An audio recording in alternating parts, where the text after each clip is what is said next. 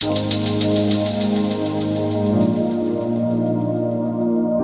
Students, नमस्कार। कैसे हैं?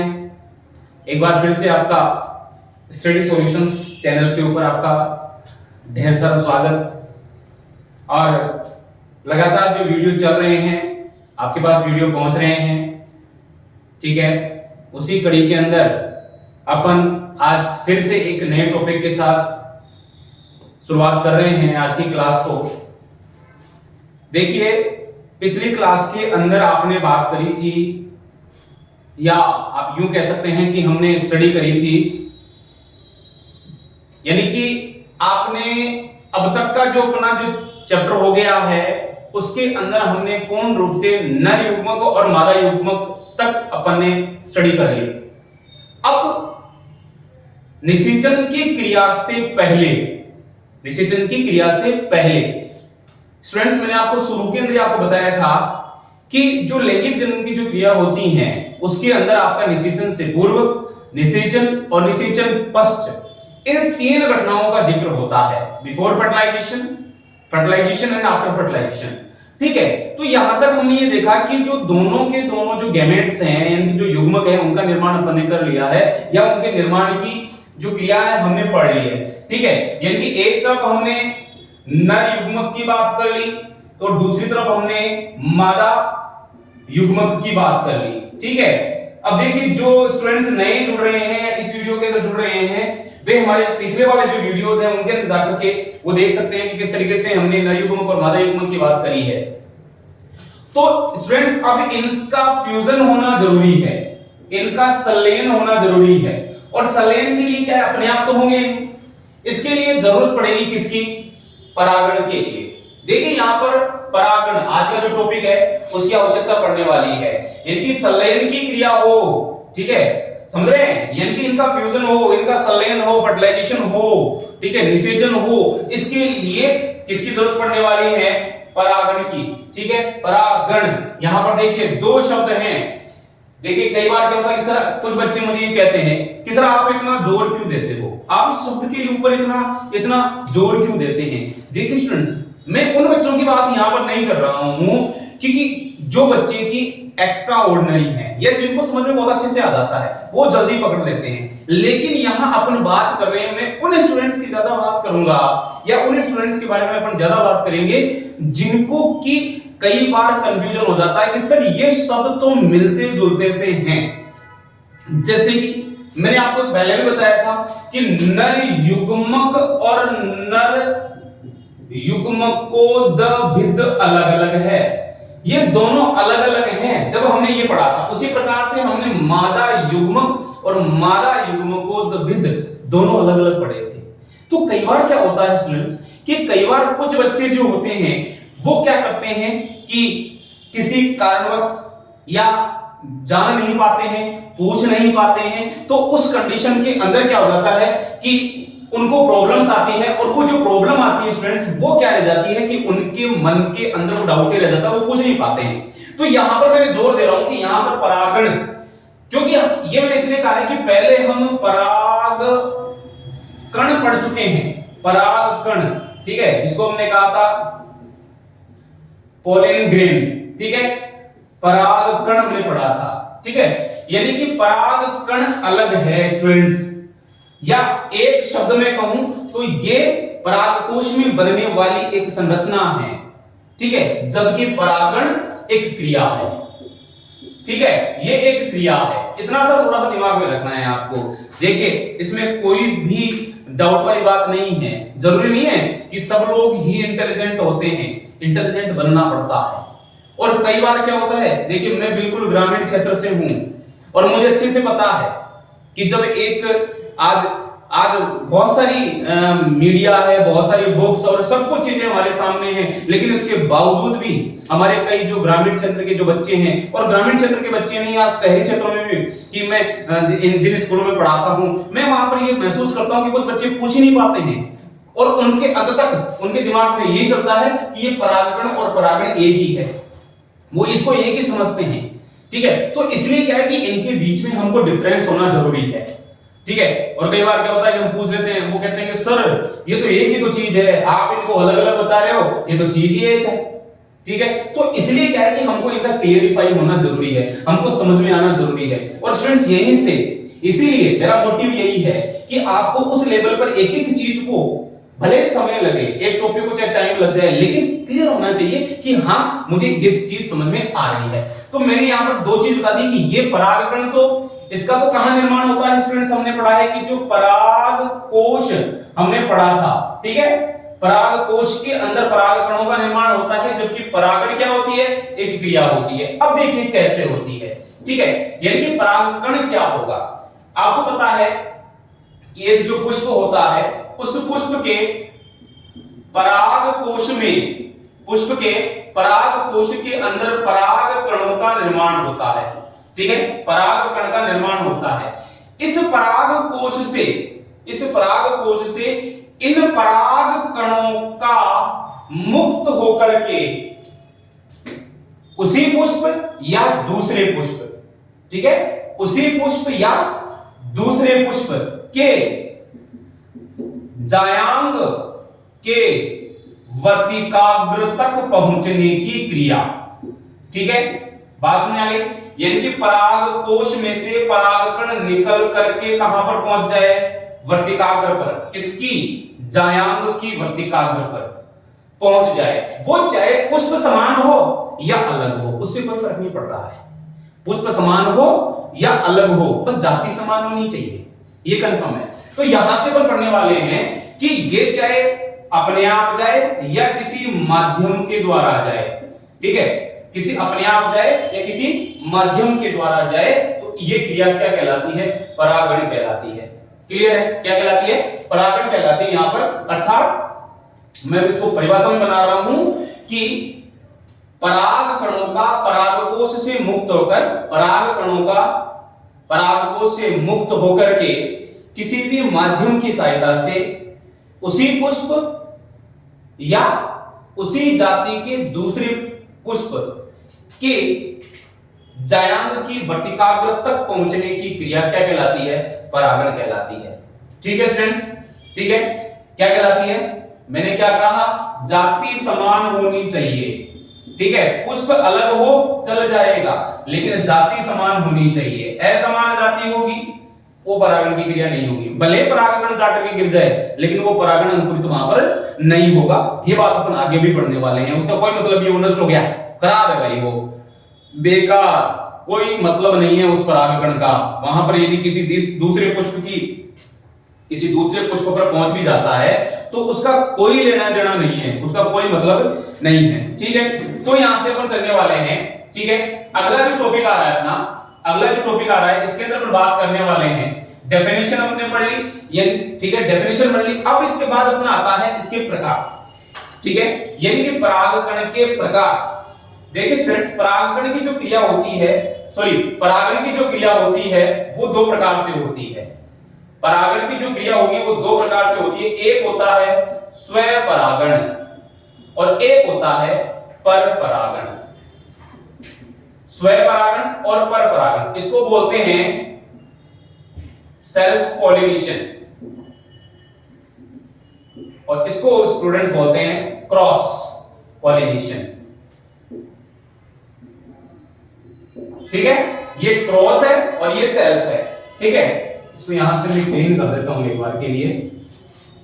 तो आप देख रहे हैं कि यहां पर अपन जो परागण की जो क्रिया होगी वो कितने प्रकार से है, वो टू टाइप से हो रही है, दो प्रकार से हो रही है, एक स्वपरागण और एक परपरागण। देखिए मैं यहां पर आपको पहले इन दोनों के बारे में बात करूंगा, पहले एक बार कॉमनली अपन इनके बारे में बात करने वाले हैं, उसके बाद अपन बात करेंगे कि ये दोनों अलग अलग, इनकी अलग अलग स्टडी करेंगे।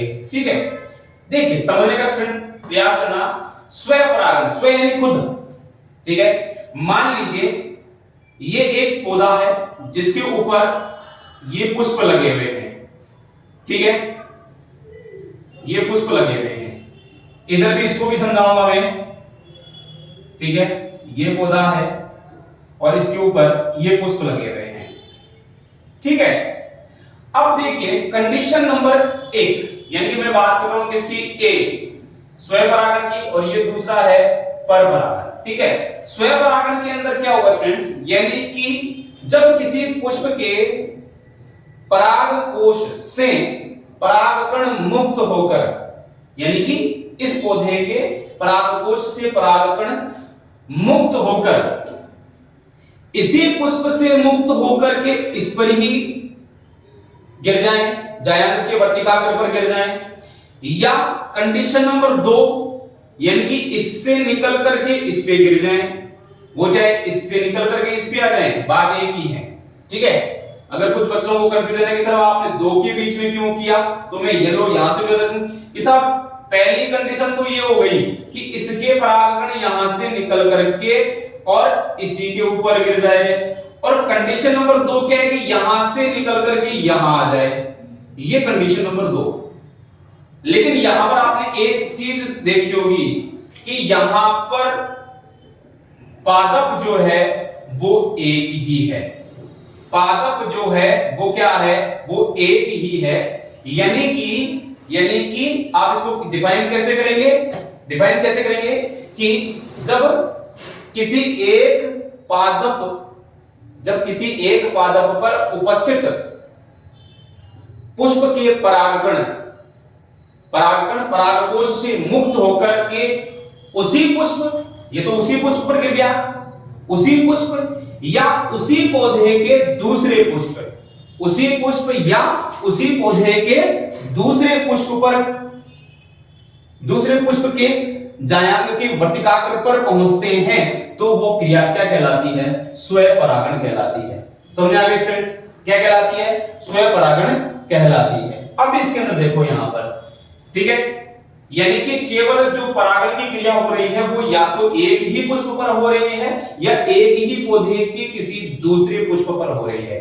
लेकिन अगर मान लीजिए कि परागकण यहां से निकल करके यहां पहुंच जाए, यानी कि ये पादप सेकंड, ये पहला पादप था, ये सेकंड पादप है, लेकिन यहां पर ध्यान देने योग्य बात है कि ये समान जाति के हैं, इनकी जाति क्या है, समान है। ठीक है, यदि यहां से ये यहां तक पहुंच जाए, चाहे वो किसी भी माध्यम से पहुंचे, देखिए स्टूडेंट्स, वो चाहे किसी भी माध्यम से पहुंचे, इसके परागकण यहां पर पहुंच गए, तो ये कहलाएगा परपरागण। मतलब कि जब किसी एक पादप के पुष्प के परागकोश से परागकण मुक्त होकर के किसी माध्यम की सहायता से किसी दूसरे पादप के पुष्प की जायांग की वर्तिकाग्र तक पहुंच जाए। ठीक है, स्वयं परागण में केवल एक ही पादप पर कार्य हो रहा था, और पर परागण के अंदर क्या हो रहा है, ये पर परागण में क्या हो रहा है, यहां से परागकण निकल करके दूसरे पादप के पुष्प के जायांग की वर्तिकाग्र पर पहुंचते हैं। ठीक है, समझ में आ गई बात, यानी कि दूसरे पादप की जायांग की वर्तिकाग्र पर पहुंचते हैं। और इसके अंदर सबसे खास बात क्या है कि इन दोनों पौधों की जाति क्या होगी, समान होगी, या उसी जाति के दूसरे पादप के, ये कह सकते हो उसी जाति के दूसरे पादप की जायांग की वर्तिकाग्र पर पहुंचते हैं। ठीक है, तो यहां पर दोनों को हमने पढ़ लिया, ये होगा केवल एक ही पुष्प पर, और पर परागण होगा वो दो पादपों के पुष्पों के मध्य। चलिए अब यहां पर देखिए, इसको अपन पर परागण को पढ़ेंगे अपन बाद में। ठीक है, ये टॉपिक अपन बाद में लेंगे, पहले मैं यहां पर बात करने वाला हूं, तो यहां से इसको हटा देता हूं, मैं यहां पर परागण को हटा देता हूं, क्रॉस पॉलिनेशन को हटा देता हूं। ठीक है, इसको अपन बाद में पढ़ने वाले हैं, अपन पहले स्टडी कर रहे हैं अपन स्वयं परागण की, सेल्फ पॉलिनेशन की। तो इसके अंदर कंडीशन 2 देखो बेटा, कि पहली जो है, यानी कि पहली कंडीशन क्या थी इसके अंदर, पहली कंडीशन क्या है, यानी कि एक ही पुष्प पर, क्यों, उभयलिंगी पुष्प है, या जिसको आप कह सकते हो द्विलिंगी पुष्प है, एक ही पुष्प के ऊपर पुमंग और जायांग दोनों है, एक ही पुष्प के ऊपर पुमंग और जायांग दोनों है, तो उसके ऊपर क्या होगा, स्वयं परागण हो रहा है। ठीक है, तो यहां पर क्या होगा, इसको यानी कि जो अगर एक ही पुष्प पर हो रहा है तो इसको कहा जाता है स्वयुग्मन, इसको कहा जाता है स्वयुग्मन, यानी कि पर्टिकुलर एक ही पर्टिकुलर एक ही पुष्प पर, अगर पर्टिकुलर एक ही पुष्प पर यदि परागकण यानी उसके जो परागकण है उसी पुष्प के जायांग के वर्तिकाग्र पर गिर जाते हैं, जिसको कहा जाता है स्वयुग्मन यानी कि ऑटोगेमी, इसको बोल देते हैं ऑटोगेमी। क्लियर है? यानी कि ये एक ही पुष्प पर हो जाएगा, पुष्प भी चेंज नहीं हुआ। कंडीशन नंबर 2 ये वाली, यानी जब एक पुष्प के परागकण निकल करके किसी दूसरे पुष्प के जायांग के वर्तिका, पौधा चेंज नहीं हो रहा है, पादप चेंज नहीं हो रहा, केवल किस पे जा रहे हैं? दूसरे पुष्प, ठीक है, दूसरे पुष्प पर पहुंचते हैं, तो इसको अपन बोलते हैं बेटा सजातीय, सजातीय परागण, परागण, ठीक है। हालांकि सजातीय है यानी कि एक जैसा ही है, ठीक है, तो यहां पर इसको बोला गया है सजातीय, ठीक है। कई जगह इनको दोनों को अलग अलग नहीं बताया जाता है, केवल स्वपरागण को ही बता दिया जाता है, ठीक है। यानी कि परिभाषा के अंदर ये कह देते हैं कि साहब किसी पादप के परागकोश से, किसी पादप के पुष्प के परागकोश से परागकण मुक्त होकर के उसी पुष्प या उसी पादप के किसी दूसरे पुष्प पर पहुंच जाए तो उसको अपन क्या कहते हैं? स्वपरागण कहते हैं। क्लियर है? स्वपरागण कहते हैं। अब यहां पर अपन बात करते हैं कि जो स्वपरागण की जो क्रिया होती है, ये दोनों हमने पढ़ लिया, ठीक है। ये सजातीय किसमें होगा? यहां पर क्या होगा? यानी कि एक ही पादप के दो पुष्पों पर, दो पुष्पों के मध्य, ठीक है, ये एक ही पुष्प पर था और ये क्या है स्टूडेंट्स? ये दो पुष्पों के मध्य है, ये दो पुष्पों के मध्य है, यहां पर ध्यान देने योग्य बात है, ये दो पुष्पों के मध्य है। Is that clear? ये दो पुष्पों के मध्य हैं, ठीक है, एक लेकिन पादप सेम है। अब सवाल ये उठता है कि साहब जो स्वपरागण की क्रिया होगी उसके लिए अनुकूलन क्या क्या चाहिए? स्वपरागण की जो क्रिया होगी उसके लिए अनुकूलन क्या क्या चाहिए? कुछ जगह इनको विशेषताएं बोल देते हैं, कुछ जगह इनको आवश्यकताएं बोल देते हैं और कुछ जगह इनको अनुकूलन बोल देते हैं। तो स्वपरागण के लिए अनुकूलन यानी स्वपरागण कब होगा ये मान लो आपको कि किन किन कंडीशन के अंदर स्वपरागण होगा, ये यहां पर अपन देखने वाले हैं। तो सबसे पहला कंडीशन एक आती है साहब उभयलिंगता। उभयलिंगता का मतलब यानी कि अगर पुष्प उभयलिंगी है, यानी कि उसके ऊपर पुमंग और जायांग दोनों हैं, अगर ये दोनों हैं, पुमंग और जायांग दोनों ही हैं, तो उसके ऊपर तो स्वपरागण ही होगा, उसके ऊपर तो स्वपरागण की चांसेस ज्यादा है ना। यानी कि एक पुष्प के ऊपर पुमंग और जायांग दोनों हैं, एक पुष्प के ऊपर पुमंग और जायांग दोनों हैं, तो ये तो इसी के ऊपर गिरेगा ना, दूसरे। सर अब ये तो दूसरे पे नहीं गिरेगा, कि अरे दूसरे पे तो जाए, लेकिन इस पे तो पर स्वपरागण ही होगा, दूसरे पे जा रहा है कोई बात नहीं है, उससे अपने को कोई लेना देना नहीं है, चाहे कहीं गिरे, ठीक है, किसी दूसरे पुष्प के ऊपर गिर जाए, इसी जाति के दूसरे पुष्प के ऊपर गिर जाए, लेकिन इसका इस पर तो गिरेगा ही गिरेगा ना। और क्या होगा फिर? स्वपरागण होगा। बस कोई इसके अंदर विरोध नहीं होना चाहिए, किसी प्रकार की असामान्यता नहीं होनी चाहिए। माना कि द्विलिंगी है लेकिन उभयलिंगी है, लेकिन फिर भी कोई अन्य कोई परिस्थिति आ रही है, कोई स्थिति आ जाए, अपन पढ़ने वाले हैं पर परागण के अंदर, तो जिसके कारण इसके अंदर स्वपरागण नहीं होगा। लेकिन सामान्य रूप से अगर उभयलिंगता है तो उसके अंदर स्वपरागण की क्रिया ही होगी। नंबर 2 समकाल पक्वता। समकाल पक्वता, समकाल पक्वता का मतलब होता है कि जब पुमंग और जायांग दोनों समान समय पर परिपक्व हो जाएं, समान समय पर परिपक्व हो तो उनके अंदर स्वपरागण की संभावना ज्यादा रहती है। अगर पुमंग और जायांग यदि समान समय पर परिपक्व हो रहे हैं तो इसके परागण इस पर गिर जाएंगे और परागण की क्रिया हो जाएगी, इसमें कोई टेंशन वाली बात नहीं है जी, ठीक है। अब आता है स्टूडेंट्स अगला नंबर 3 आता है अनून मिल्यता। अनून मिल्यता ये थोड़ा सा इंपॉर्टेंट है रे भाई, ठीक है, ये थोड़ा सा इंपॉर्टेंट है, जिसको कि क्लिस्टोगेमी, इसको क्लिस्टोगेमी के नाम से भी जाना जाता है, ठीक है, क्लिस्टोगेमी भी बोलते हैं इसको स्टूडेंट्स। अनून मिल्यता, अनून मिल्यता क्या है? देखेगा, इसको इंपोर्टेंट कर ले में, जो स्टूडेंट्स देख रहे हैं, वीडियो देख रहे हैं, वो इसको इंपोर्टेंट कर ले में कि ये एक ऐसा टॉपिक है, ये एक ऐसा टॉपिक है जिसके अंदर आप ये पढ़ने वाले हैं, जिसके अंदर आप ये पढ़ने वाले हैं कि एक पौधों के अंदर एक ऐसा गुण पाया जाता है जिसके कारण उनके अंदर स्वपरागण ही होता है। दोबारा रिपीट कर रहा हूं, ये एक ऐसा गुण है जिसके कारण पौधे में स्वपरागण ही होगा, स्वपरागण ही होगा। ठीक है, अब कैसे?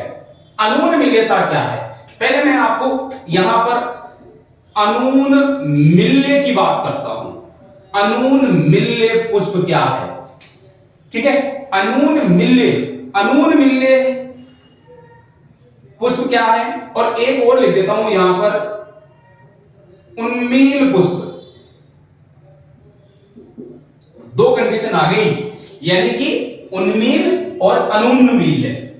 ठीक है, देखो इसके आगे ए लग गया, अरे हिंदी वालों, ठीक है, थोड़ा समझ में आ रहा होगा, इसके आगे ए लगा दिया तो साहब अनून्य मिल गया, अन लगा दिया, अनून लगा दिया। लेकिन आप ये समझिए कि उन्मील पुष्प क्या है? वे पुष्प जो सदैव खुले रहते हैं, ओपन। सामान्य पुष्प आप अपने आसपास जो पौधे देखते हैं जो कि खुले रहते हैं, आप देखते हैं बहुत सारे पुष्प हैं जो कि ओपन रहते हैं, खिले हुए रहते हैं। ठीक है, उनको आप कहते हैं, क्या कहते हैं आप उनको? उन्मील पुष्प। और अनून्मील पुष्प कौन से होते हैं? ये जो सदैव बंद रहते हैं स्टूडेंट्स, ये सदैव बंद रहते हैं। तो उन्मील पुष्प तो जो सदैव खुले रहते हैं, जिनको कि अपन सामान्य पुष्पों के नाम से जानते हैं, उन्मील पुष्प। और अनून्मील पुष्प जो सदैव क्या रहते हैं? सदैव बंद रहते हैं, जैसे कि जंकस, ड्रोसेरा और एक वायोला। ठीक है, ऐसे कई पुष्प हैं जो कि लगातार रूप से बंद रहते हैं। ठीक है, अपने को दो चार एग्जांपल अपने याद कर लीजिए, बहुत है भाई। ठीक है, एग्जाम की दृष्टि से। ठीक है, जंकस, ड्रोसेरा, वायोला। ठीक है, ये पुष्प क्या होते हैं? सदैव बंद रहते हैं। और आप स्टूडेंट देखेंगे कि जब कोई पुष्प लगातार रूप से केवल सदैव बंद ही रहेगा, ओपन ही नहीं होगा, तो भाई साहब स्वपरागण होगा। पर परागण होगा कहां से? क्यों? अंदर एक पराग कण जाने की गुंजाइश ही खत्म हो गई। इसीलिए मैंने कहा था, क्या कहा था कि अनून्मील्यता क्या? अंदर क्या होगा? स्वपरागण ही होगा, स्वपरागण ही। शर्त लगा दी ना। तो ऐसे पुष्प जो सदैव बंद रहते हैं उनको अपन कहते हैं अनून्मील्य पुष्प। उनको अपन क्या कहते हैं? अनून्मील्य पुष्प। और उनका यह गुण कहलाता है अनून्मील्यता। क्लियर है? वो क्या कहलाता है? अनून्मील्यता। तो ये प्रश्न आया हुआ है, ये अपना जो आरबीएससी था उसके अंदर भी ये प्रश्न आया हुआ है। ठीक है, अपना जो आरबीएससी था, राजस्थान बोर्ड सेकेंडरी एजुकेशन जो है, उसके जो पुराना सिलेबस था उसके अंदर भी ये प्रश्न आता था। और अपना जो एनसीईआरटी के अंदर भी ये प्रश्न आता है, पूछा जाता है कि अनून्मील्यता क्या है। ठीक है, अनून्मील्यता क्या है? तो आप इसको अच्छे से पढ़ लें। ठीक है, अब आता है इसके बाद, ठीक है, ये हो गए इसके साथ अनुकूलन। ठीक है, कि एक जो स्वपरागण की जो क्रिया होती है उसके अंदर कौन कौन से अनुकूलन पाए जाते हैं वो हमने यहां पर पढ़ लिए। कौन कौन सी वो कंडीशंस होती है जिनके अंदर की स्वपरागण की गुंजाइश होती है, स्वपरागण की क्रिया ही होती है। अब देखिए एडवांटेज क्या है कि साहब जो स्वपरागण की जो क्रिया होती है, सेल्फ पॉलिनेशन की जो क्रिया होती है, उसके एडवांटेज क्या है, यानी कि आप ये कह सकते हैं कि उसके लाभ क्या क्या हैं। लाभ क्या क्या है? तो पहली चीज तो देखिए इसके अंदर, पहली चीज तो क्या है स्टूडेंट्स की, पराग कण जो होते हैं वो कम खर्च होते हैं, मतलब दूर जाने की जरूरत नहीं है, तो कम खर्च होंगे। और पराग कणों का यानी कि सुनिश्चित है।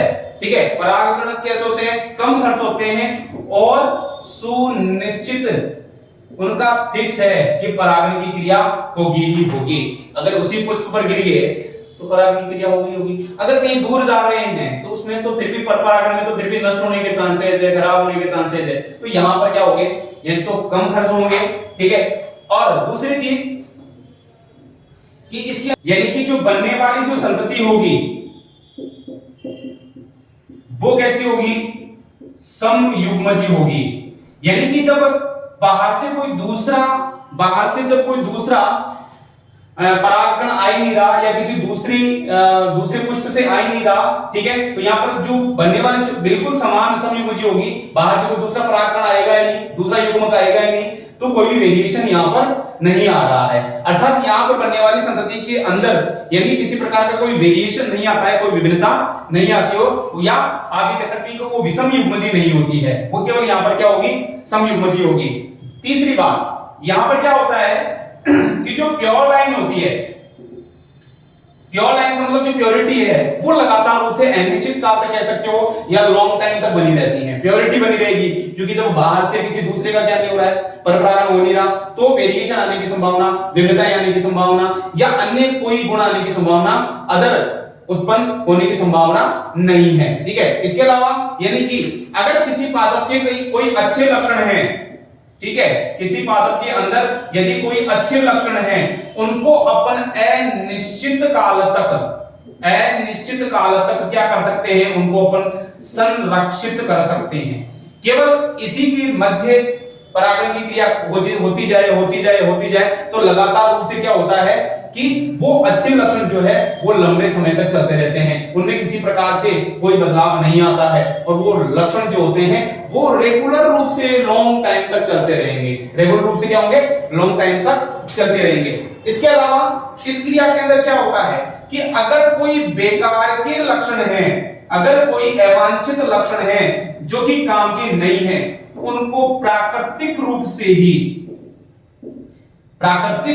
ही उनको क्या कर दिया जाता है, अलग कर दिया जाता है, ठीक है, प्राकृतिक रूप से ही उनको स्टूडेंट्स क्या कर दिया जाता है, अलग कर दिया जाता है। यानी कि वो पौधा स्वयं ही क्या करता है कि उन बेकार लक्षणों को छांट देता है, ठीक है, उन बेकार लक्षणों को क्या कर देगा, छांट देगा। तो इस तरीके से ये स्वयं परागण के क्या है हमारे पास एडवांटेज है, जो कि अक्सर एग्जाम में पूछ जाते हैं कि कोई 3 या 4 लाभ लिखिए, ठीक है। अब आता है लाभ है तो इसके डिसएडवांटेज भी है भाई साहब, अगर लाभ है तो हानि भी है, यानी कि स्वयं परागण की हानियां भी हैं, कुछ हानियां भी है जिनको अपन यहां पर देखने वाले हैं। तो पहली चीज तो इसके अंदर ये है कि इसके अंदर जब एक ही पादप के पुष्प भाग ले रहे हैं तो उनके बीच में कोई वेरिएशन नहीं आता, अर्थात नंबर 1 यानी कि किसी भी प्रकार की कोई विभिन्नताएं नहीं आती।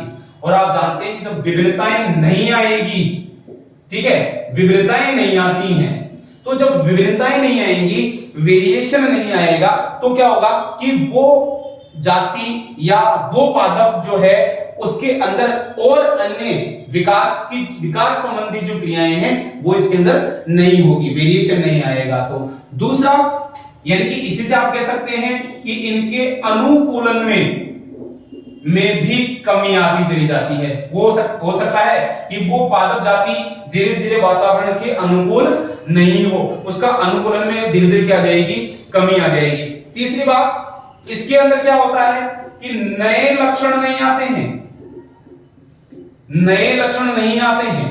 क्यों? जब विविधताएं नहीं आएंगी तो नए लक्षण भी नहीं आएंगे, वेरिएशन नहीं आ रहा ना भाई। अलग अलग दूसरे जाति तो समान हो लेकिन पादप यदि अलग अलग हो, ठीक है, गैमेट अलग अलग हो, तो उसके अंदर वेरिएशन आने के चांसेस रहते हैं। नई जाति, ठीक है, नए लक्षण उत्पन्न होने की संभावना रहती है, कुछ नए लक्षणों का समावेश होता है। जब जाति तो समान हो लेकिन गैमेट जब अलग अलग होते हैं, अलग अलग पादपों के होते हैं, कुछ लक्षण उसके आएंगे, कुछ लक्षण इसके आएंगे, ठीक है, दो अलग अलग पादपों के यदि लक्षण आएंगे तो कुछ नए लक्षणों का क्या होगा, निर्माण होगा या प्रादुर्भाव होगा, लेकिन यहां पर ऐसा नहीं होता है। इसके अलावा जब विभिन्नताएं नहीं आती, अनुकूलन में भी कमी आ जाती है, नए लक्षणों का विकास नहीं होता है, तो उस पादप के अंदर जो उसकी रोग प्रतिरोधक क्षमता है, रोग प्रतिरोधक जो क्षमता है स्टूडेंट्स, उसमें भी क्या आने लगती है, कमी आने लगती है, ठीक है। रोग प्रतिरोधक क्षमता भी उसकी कम होने लगती है। धीरे धीरे हो सकता है कि उसकी रोग प्रतिरोधक क्षमता उस पौधे की क्या हो जाए, कम होती चली जाए, ठीक है। और उसके अंदर जब रोग प्रतिरोधक क्षमता कम होती चली जाएगी